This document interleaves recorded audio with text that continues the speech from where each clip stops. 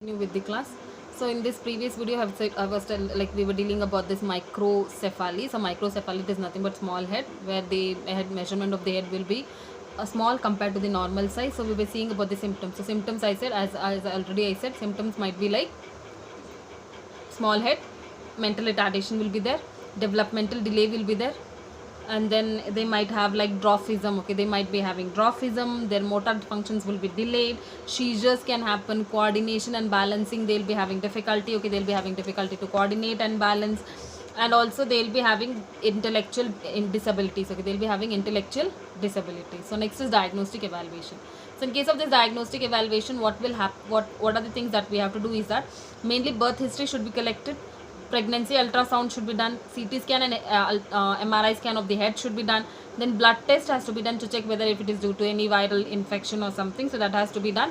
So these are usually the diagnostic evaluation that is usually we done. It is birth history should be done, pregnancy ultrasound should be done, CT scan and MRI scan should be done, and then blood test should be done to check whether it is due to any viral infection. So that is usually to be done. So treatment as management, as usual, there is no proper management for this usually. So normally we have to see like rehabilitation has to be done. Okay, so normally we have to go with rehabilitation service, like speech therapist should be done, occupational therapist should, like they should give some speech therapist should be done, so that the development and the language development, they will not be having any problem. And also they have to see that they maximize their functioning abilities, so that they can maximize their functioning ability. In case if the baby has developed seizures, then we can give some medications for reducing seizures. Other than that, nothing, look, no proper treatment, rehabilitation services only should be done. So this is usually about this microcephaly. Microcephaly is nothing but small head.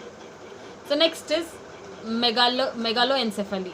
Megaloencephaly, it is nothing but large head. Okay, so megaloencephaly, it is nothing but large head, that is usually it will be heavy also. So that is usually about this megaloencephaly. So megaloencephaly, it is nothing but large head, so that is usually it will be heavy. So causes, it might be like genetic. Okay, causes, it might be genetic or due to any chromosomal defects. Okay, due to any chromosomal defect, if there is any chromosomal abnormalities, we can see that this megaloencephaly can occur. So it is usually megaloencephaly can occur. So it is if they might be due to large, it is usually large head.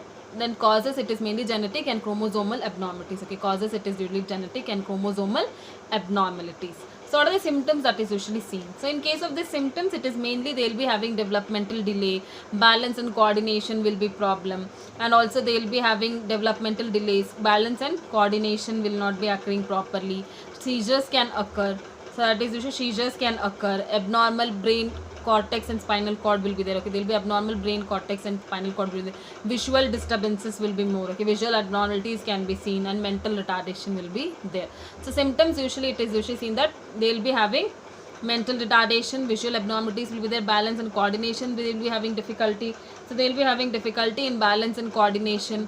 Then so that is usually there. So it is mental retardation, difficulty, visual disturbances, balance and coordination, they will be having difficulty, seizures will be there, as well as they will be having developmental delay. Okay, as well as they will be having developmental delay. So these are usually the symptoms of megaloencephaly. So megaloencephaly, it is nothing but large head. Okay, megaloencephaly, it is nothing but large head. So it is usually also called as macroencephaly. Okay, it is also called as macroencephaly. It is usually a very heavy large head. Okay, very heavy large head. So causes, it might be genetic or any chromosomal abnormalities. Okay, causes, it might be genetic or any chromosomal abnormalities. And then it is usually seen that symptoms, it is usually there will be developmental delay, seizures will be there, and there also they will be having mental retardation, balance and coordination problem will be there, as well as they will be having visual disturbances, as well as they will be having visual disturbances, or they will be having abnormal brain cortex and cerebral spinal cord. Okay, brain cortex and spinal cord. So that is usually about this, usually the symptom that is usually seen.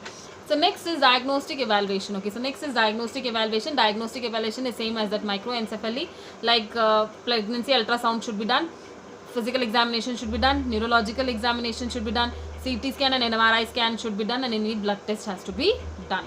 So it is like birth history should be taken, pregnancy ultrasound, neurological examination, physical examination, CT scan and MRI scan of the head, as well as CT scan and MRI scan of the head should be done. And next is CT scan and MRI scan of the head, then blood test has to be done. So this is about this diagnostic evaluation that we do.